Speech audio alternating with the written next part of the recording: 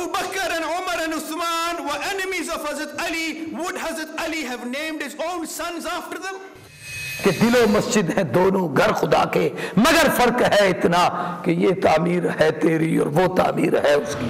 Islam was born into challenges. ذالک الکتاب لا ریب فیہ، اللہ فرماتے ہیں میں نے قسمیں اٹھا کر کہا کہ یہ کتاب سچی ہے جو تمہاری جھولی میں ہے. جو اللہ کا حکم آ جائے تو وہاں ایک مسلمان کا کام یہ ہے کہ بس یہ اللہ کا حکم ہے، میری سمجھ میں آئے یا نہ آئے، ہر حال میں اس کے اوپر عمل کرنے کا پابند ہوں.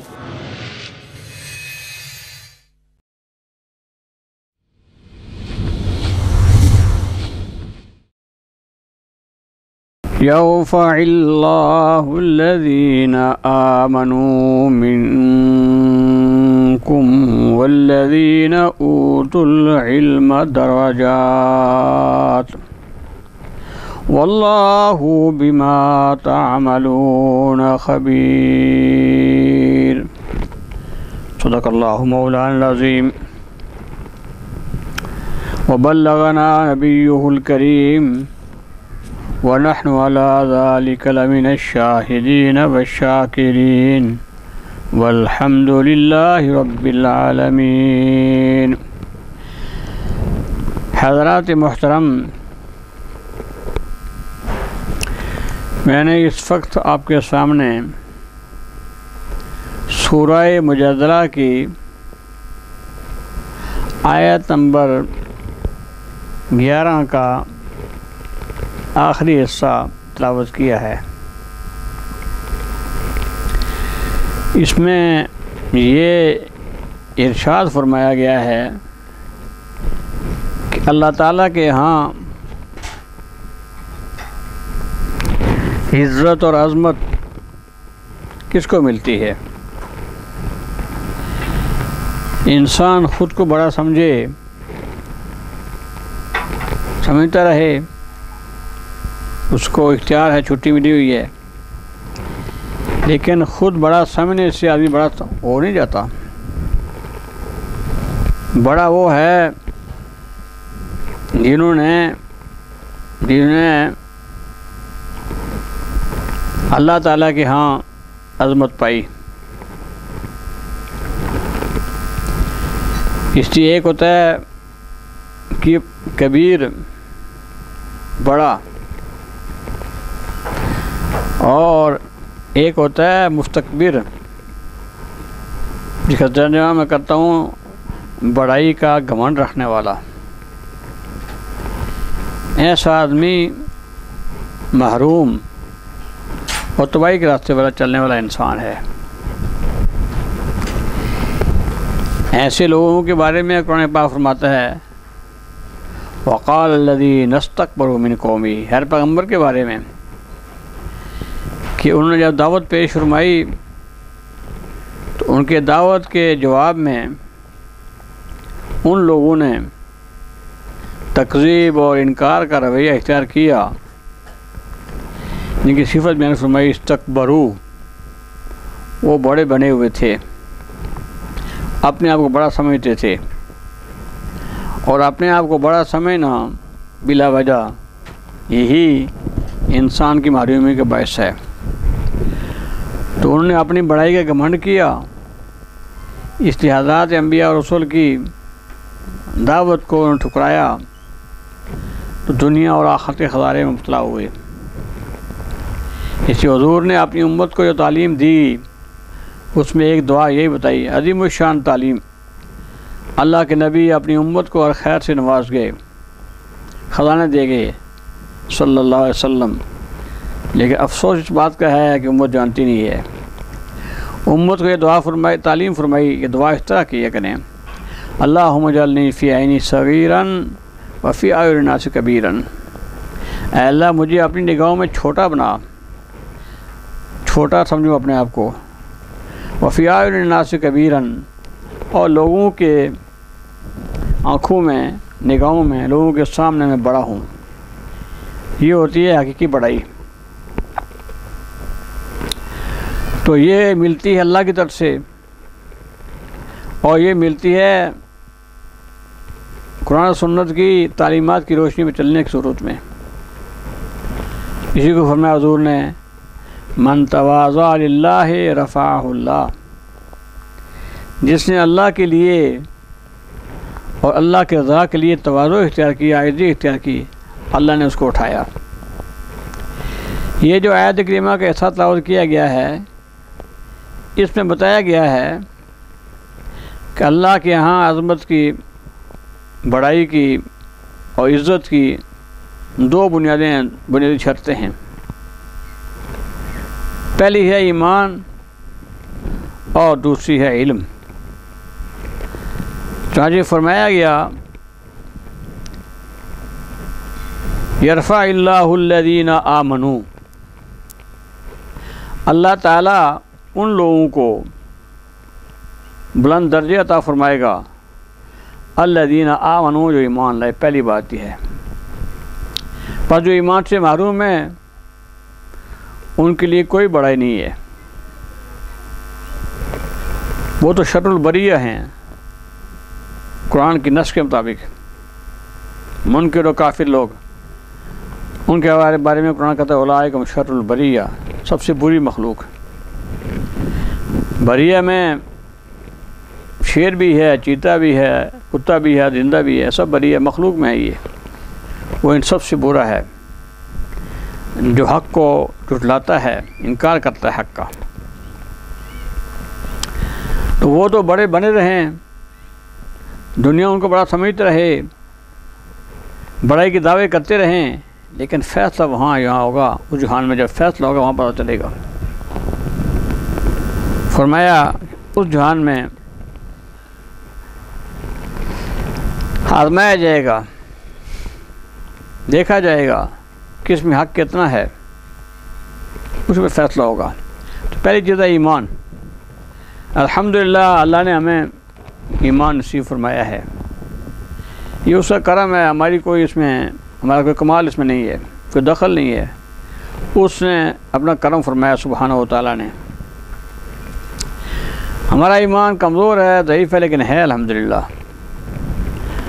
اللہ سے دعا ہے اور ہمیشہ دعا رہنی چاہیے کہ اللہ ہمارا ایمان کامل فرمائے، مکمل فرمائے، محفوظ رکھے، سلامت رکھے اور ایمان پر خاتمہ نصیب فرمائے۔ یہ ایمان۔ اور دوسری بات ہے، دوسری صفت ہے والذین اوتوا العلم، جن کو علم دیا گیا۔ علم سے مراد ہے دین کا علم، حق کا علم۔ باقی دنیاوی علوم وہ بھی تو علم ہیں، لیکن وہ اس زمرے میں نہیں آتے، وہ دنیا کے لیے ہیں، دنیا کا گزارا چلانا ہے، دنیا کا کاروبار چلانا ہے اور دنیاوی مقاصد پورے کرنے ہیں۔ اگر یہ دین کا علم ہو، اس کے پاس وہ دنیا کا علم بھی ہو جائے تو خیر بن جائے گا لوگوں کے لیے۔ لیکن اگر یہ دین کا علم نہیں ہے، دین نہیں ہے، اور میں دنیاوی علم ہے، تو وہ پھر شر بن جائے گا۔ جیسے آج ہو رہا ہے، دنیا ایک بارود کے ڈھیر پر کھڑی ہے، جگہ جگہ آگ لگی ہوئی ہے۔ تو یہ دو بنیادیں ہیں، الذین یرفع اللہ الذین آمنوا منکم، اللہ تعالیٰ تم میں سے ان لوگوں کو بلندی نصیب فرمائے گا جو ایمان لائے ایک، والذین اوتوا العلم، اور ان لوگوں کو نصیب بخشے گا جن کو علم دیا گیا ہے، دین کا علم، حق کا علم، اور وہ اب صرف قرآن حدیث میں ہے۔ درجات، جتنا جتنا ان کا مرتبہ بڑا ہوگا اس میں، علم میں اور ایمان میں، اتنے درجے بلند ہوں گے۔ اب درجے کیسے ہیں، کس کے ہیں، کس کے باطن کی کیا کیفیت ہے، یہ اللہ ہی جانتا ہے۔ اس سے فرمایا واللہ بما تعملون خبیر، اللہ تعالیٰ پوری طرح باخبر ہے ان سب کاموں سے جو تم لوگ کرتے ہو۔ حساب وہاں ہوگا۔ اس کے بارے میں فرمایا یوم تبلی السرائر فما لہ من قوت ولا ناصر، کہ اس دن بید آزمائے جائیں گے، کھنگالے جائیں گے، اور جو حق ہوگا وہ حق ہوگا، اس اس کو ثمرہ ملے گا، جو باطل ہوگا اس کو اس کا ثمرہ ملے گا۔ فما لہ من قوت ولا ناصر، اس کے انجام سے بچنے کے لیے نہ خود اپنی قوت اس کو کوئی ہوگی اور نہ دوسروں کو مدد کر سکے گا، اس دن فیصلہ ہوگا۔ تو وہ جو علم ہے قرآن کا، حدیث کا علم، جس کی بنیاد وہی ہے، اصل علم وہ ہے۔ اس علم کے بعد دنیا کے باقی جو علوم ہیں، دنیاوی علوم، اگر یہ دین ایمان نصیب ہے تو پھر وہ علم بھی خیر بن جائے گا دنیا کے لیے، اور اگر یہ ایمان اور یہ علم اور دین کا نور نصیب نہیں ہے تو دنیاوی علوم جو ہیں وہ دنیا کے عذاب بن جائیں گے۔ وہ جیسے کہتے ہیں کہ اللہ گنجے کو ناخن نہ دے، وہ گنجے کے ناخن کی طرح ہو جائیں گے، اپنے لیے عذاب، دوسروں کے لیے عذاب۔ دنیا آج باروز گیر پر کھڑی ہے۔ تو پہلی بات ہے ایمان، وہ آپ کے دل میں ہے، آپ جانتے ہیں، خدا جانتا ہے کس درجے کا، وہ جانتا ہے سبحانہ و تعالیٰ۔ اور دوسری چیز ہے علم، دین کا علم۔ یہ دین کا علم کتنی بڑی بات ہے، کتنی بڑی چیز ہے، اس کے بارے میں اللہ کے نبی نے جگہ جگہ ارشاد فرمایا ہے۔ ایک حدیث میں آپ نے فرمایا فضل اللہ، فرمایا فضل العالم علی العابد کفضل القمر لیلۃ البدر علی سائر الکواکب۔ ایک عالم کی فضیلت و بزرگی دوسرے لوگوں پر ایسے ہے جیسے کہ 14ویں رات کے چاند کی، جب وہ 14 رات پورا چاند ہوتا ہے، بدر کا ماہ کامل ہوتا ہے، جیسے اس کی فضیلت باقی سارے ستاروں پر ہے، ایسے علم والوں کی درجہ ہے۔ اور علم والے جو ہیں فرمایا والعلماء ورثۃ الانبیاء، یہ علماء انبیاء کے وارث ہیں۔ وَإِنَّ الْأَنْبِيَاءَ لَمْ يُوَرِّثُوا دِینَارًا وَلَا دِرْہَمًا، انبیاء کی میراث نہ دینار ہے نہ درہم ہے، وَلَكِنَّهُمْ وَرَثُوا الْعِلْمَ، لیکن ان کی میراث علم ہے، علم دیا انہوں نے، چھوڑا علم۔ فَمَنْ أَخَذَهُ أَخَذَ بِحَظٍّ وَافِرٍ، جس کو علم مل گیا اس کو بہت بڑا حصہ مل گیا۔ اس حدیث کو روایت کیا امام احمد نے اور امام ابو داؤد نے اپنے سنن میں کتاب العلم کے اندر، باب الحث علی طلب علم کے اندر۔ اس سے معلوم ہوا کہ انبیاء کے بعد سب سے بڑا درجہ علماء کرام کا ہے، جن کے سینے میں علم ہے دین کا۔ اور اس لیے فرمایا حضرت عبداللہ بن عامر بن عاص کہتے ہیں کہ سمیعت رسول اللہ صلی اللہ علیہ وسلم، میں نے حضور سے سنا، آپ نے ارشاد فرمایا، یہ قیامت کی نشانیوں میں سے ایک نشانی یہ ہے کہ یرفع العلم، علم اٹھ جائے گا۔ جب علم اٹھ جائے گا اندھیرے ہوں گے، اللہ کی معرفت، اللہ کی عبادت دنیا محروم ہو جائے گی۔ اس میں کہ وہ لوگ ہیں شرار الخلق، بدترین لوگ ہو جائیں گے، بدترین لوگ ہو جائیں گے۔ حسرات شعیر، جیسے بھوسا ہوتا ہے جو کا، اس طرح کے لوگ ہو جائیں گے، کوئی قیمت ان کی نہیں ہوگی۔ ایسے لوگ جو رہ جائیں گے ان پر قیامت آئے گی۔ تو علماء کا وجود جو ہے وہ جب تک ہے تو خیر پھیلا ہوا ہے، خیر باقی ہے، اور اس انجام دنیا محفوظ ہے۔ اسی کو شاعر نے کہا گل مشک شعلہ میں چگت گل مشک مزدکو، کہ شعلہ جلتا ہے، لکڑی جلتی ہے، انگریاں نکلتی ہیں آگ کی، لکڑی جل رہی ہے، لوگ اسے فائدہ اٹھا رہے ہیں، ہاتھ سیک رہے ہیں، لیکن آگ کا کوئی شکریہ ادا نہیں کرتا۔ گل میں شگفت، سورج پھول کھلتا ہے، اس کی خوشبو چاروں طرف پھیلتی ہے، سب لوگ اس خوشبو سے فائدہ اٹھاتے ہیں، لیکن اس پھول کا شکریہ کوئی ادا نہیں کرتا۔ ایسے علماء اور ایسے سچے مسلمان، ان کا وجود ایسا خیر کا وجود ہے کہ ان کی وجہ سے کائنات باقی ہے، لیکن ان کا شکریہ کون ادا کرتا ہے؟ پتہ ہی کسی کو نہیں ہے، الٹا ان کے دشمن ہیں۔ اللہ سب کو ہدایت دے، اللہ سب کو صحیح راستہ نصیب فرمائے۔ تو وہ جو علم اٹھ جائے گا، حضرت عامر بن عاص کہتے ہیں نبی معصوم علیہ الصلوۃ والسلام فرمایا کہ علم کیسے اٹھے گا؟ علم ایسے نہیں اٹھے گا کہ آدمی بیٹھا ہو تو علم نکال لیا سینے سے، کیونکہ وہ اللہ کی عطا ہے، اللہ آتا ہے ایسے واپس لیتا نہیں ہے۔ فرمایا ان اللہ لا یقبض العلم انتزاعا ینتزعہ من العباد، اللہ ایسا علم نہیں لے گا کہ لوگوں کے دلوں سے چھین لے، ایسا نہیں کرے گا۔ ولیکن یقبض العلم بقبض العلماء، لیکن علم اس طرح اٹھے گا کہ اللہ علماء کو اٹھا لے گا، علماء چلے جائیں گے تو اس وقت وہ نور اٹھ جائے گا جو ان کے لیے پھیل رہا تھا۔ اس سے کبھی کوئی عالم فوت ہوتا ہے، شہید ہوتا ہے، دل دکھی ہوتا ہے، تو ساتھی مجھے کہتے ہیں وہ تو شہید ہو گیا، جنت چلا گیا، آپ کیوں دکھ کرتے ہیں اتنا؟ میں کہتا ہوں اس لیے کہ وہ جنت چلا گیا، ہمیں صدمہ یہ ہے کہ پیچھے اندھیرا پھیل گیا اور ان کے علم سے، ان کے وجود سے لوگوں کو فائدہ جو پہنچتا تھا وہ فائدے سے محروم ہو گئے ہیں، اور ورنہ وہ جو شہید ہو گئے وہ تو عظیم موت ہے ان کی۔ اور پھر خاص کر جس کو عبادت میں شہید کیا جائے، فرمایا جو عبادت میں موت آئے گی جس کی عبادت کرنے کے دوران، اس کے لیے قیامت تک اس عبادت کا ثواب لکھا جائے گا، کیونکہ اس کا مثال ہے آن ڈیوٹی۔ ایک سپاہی وہ ہوتا ہے جو ایسے ہی فوت ہوتا ہے، ایک سپاہی وہ ہوتا ہے جو ڈیوٹی پر فوت ہوتا ہے، اس کا مرتبہ بڑا ہوتا ہے۔ یہ آن ڈیوٹی تھا، اس کو قیامت تک اس کا لکھا جائے گا۔ تو یہ علماء اٹھ جائیں گے تو اندھیرے پھیل جائیں گے۔ وَلَٰكِن يَقْبِضُ الْعِلْمَ بِقَبْضِ الْعُلَمَاءِ، لیکن علم جو ہیں، جو علماء اٹھیں گے علم اٹھ جائے گا، اور یہاں تو ہو جائے گا کہ عالم رہے گا نہیں، حَتَّى إِذَا لَمْ يُبْقِ عَالِمًا، کوئی عالم باقی نہیں رہے گا۔ اتخذ الناس رؤوسا جہالا، لوگ جاہلوں کو اپنا سردار بنا لیں گے۔ فلانا عالم چلا گیا، اس کا بیٹا اس کی جگہ عالم، اس کی جگہ سنبھال لی اس نے۔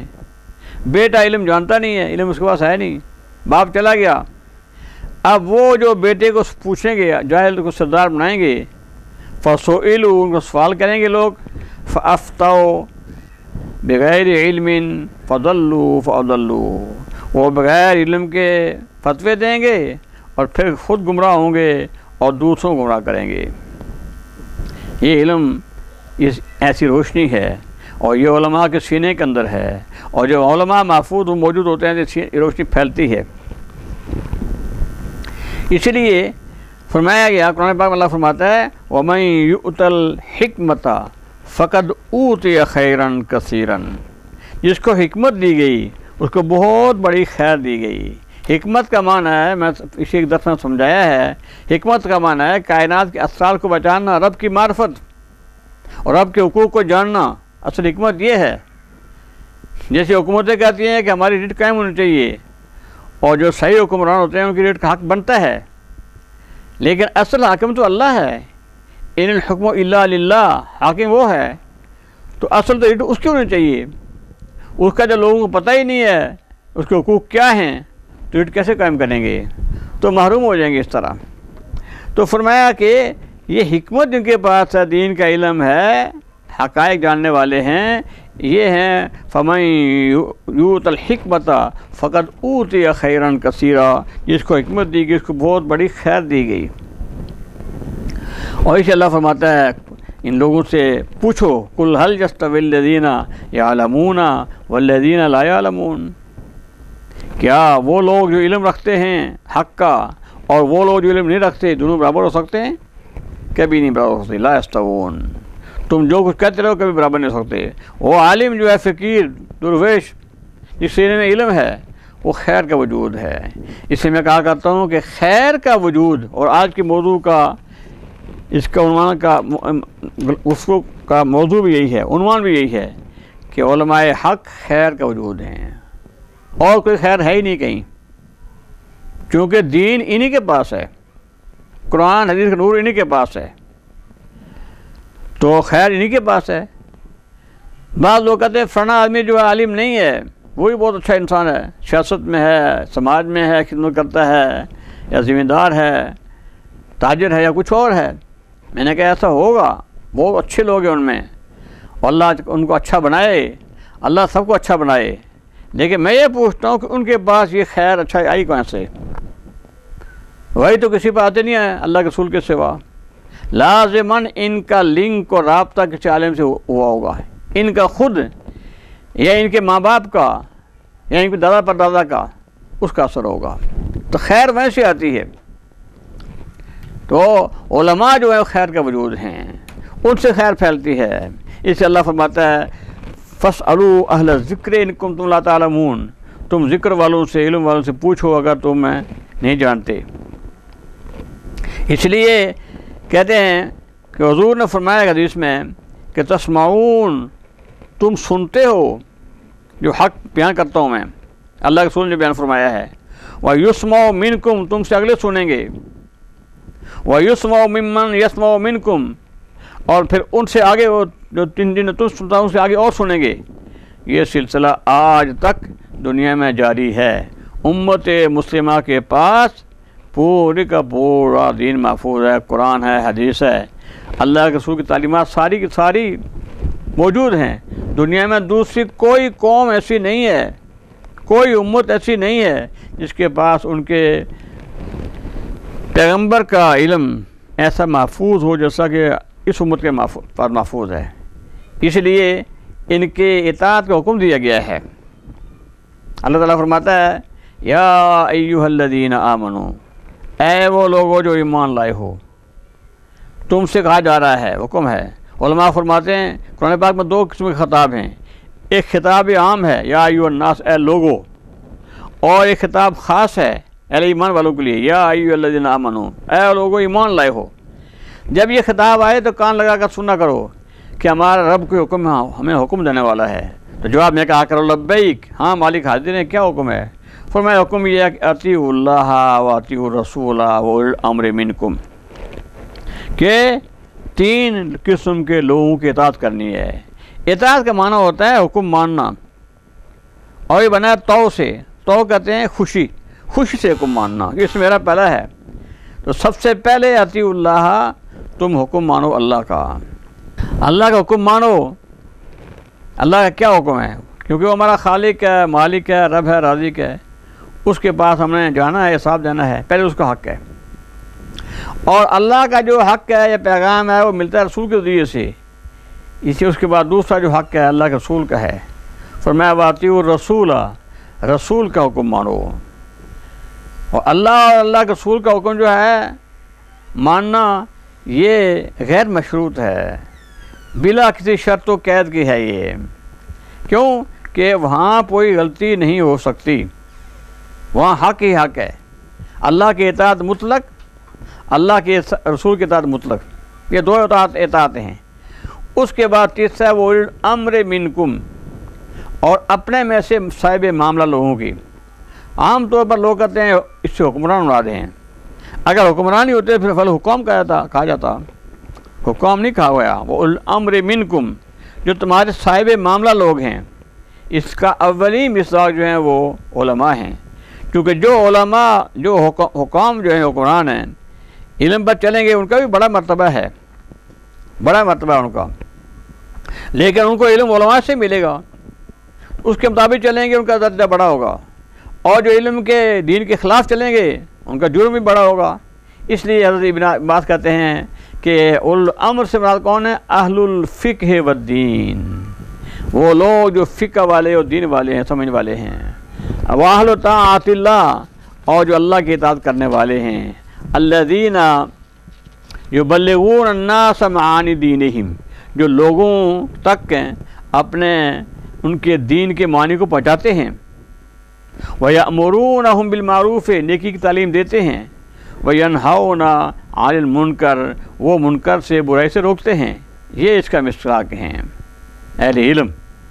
اور اس کے بعد حکمران جو ہیں جو اس علم کے مطابق قرآن کے حدیث کے مطابق چلیں گے ان کا بھی بہت بڑا مرتبہ ہے، ان کا بھی احترام کرنا، اطاعت کرنی ہے. لیکن جو حکمران چلیں گے قرآن کے حدیث کے خلاف ہے ان کا حکم نہیں ماننا. حضور نے فرمایا لا طاعت لمخلوق فی معصیت الخالق، کہ خالق کو ناراض کر کے کسی مخلوق کی بات کو ماننا یہ جائز نہیں ہے. اس لیے فرمایا گیا کہ حضرت معاویہ رضی اللہ عنہ مروی ہے کہ اللہ رسول نے فرمایا من یرد اللہ بہ خیرا یفقہہ فی الدین، اللہ جس سے بھلائی کرنا چاہتا ہے ان کو دین کی سمجھ عطا فرماتا ہے۔ دین کی صحیح سمجھ جب عطا ہوگی وہ بندہ خود راستے پر ہوگا اور دوسروں کو صحیح راستے پر ڈالے گا، اور دین کی سمجھ نہیں ہوگی خود وہ غلط چلے گا، کھڈے میں گرے گا، دوسروں کو غلط راستے پر آئے گا۔ اور علماء کی اس عظمت کا ایک اور یہ حدیث جو ہے بخاری کی حدیث ہے، بخاری کتاب العلم میں ہے، مسلم میں بھی ہے کتاب الزکوٰۃ کے اندر ہے۔ اور علماء کی عظمت کا ایک اور ثبوت یہ ہے کہ ان کی شہادت کو اللہ کی شہادت کا ساتھ ملایا گیا ہے۔ فرمایا شہید اللہ ہو، اللہ نے گواہی دی اس بات کی انہ لا الہ الا ہو، کہ اس کے سوا کوئی معبود نہیں ہے۔ یہ گواہی اللہ نے بھی دی، اس کائنات کے لیے بھی دی، کائنات کی ہر چیز گواہی دے رہی ہے اللہ کی وحدانیت کی۔ حضرت عارف شیرازی نے فرمایا کہ ہر گیاہست کا زمین، ہر گیاہے کا زمین روید وحدہ لا شریک میں گوید، ہر انگوری جو نکلتی ہے اس طرح نکلتی ہے، تو یہ اپنی زبان حال سے کہتی ہے وحدہ لا شریک، وحدہ لا شریک، تو یہ بھی گواہی ہے۔ پھر انبیاء کرام نے دعوت دی، ان میں بھی توحید کی دعوت دی، یہ اللہ کی شہادت ہے۔ اور دوسری شہادت کس کی ہے؟ فرمایا والملائکۃ، فرشتوں نے گواہی دی۔ اور اس کے بعد تیسری گواہی جو ہے وہ ہے اولو العلم کی، علم والوں کی، قائما بالقسط، اس حال میں کہ اللہ تعالیٰ قسط پر قائم ہے، ساری کائنات قسط پر قائم ہے۔ لا الہ الا هو العزیز الحکیم، کوئی معبود نہیں سوائے اس اللہ کے جو عزیز ہے، غالب ہے، زبردست ہے، الحکیم، حکمت والا ہے۔ تو علماء کی گواہی کو اللہ کی گواہی کے ساتھ ملایا ہے، اس سے بڑا شرف اور کیا ہو سکتا ہے؟ اس لیے ان کی عزت کرنا اللہ کی عزت کرنا ہے، اور ان کی دشمنی جو ہے وہ اللہ کی دشمنی ہے۔ فرمایا من، حضرت ابن عباس فرماتے ہیں من آذا فقیہن فقد آذا رسول اللہ، جس نے ایک فقیہ عالم کو ایذا پہنچائی اس نے اللہ کے رسول کو ایذا پہنچائی۔ ومن آذا رسول اللہ، جس نے اللہ کے رسول کو ایذا پہنچائی فقد آذا اللہ، اس نے اللہ کو ایذا پہنچائی۔ اب بتائیں یہ ارشاد ہیں، اور پھر دیکھیں ہمارے حالات کیا ہیں۔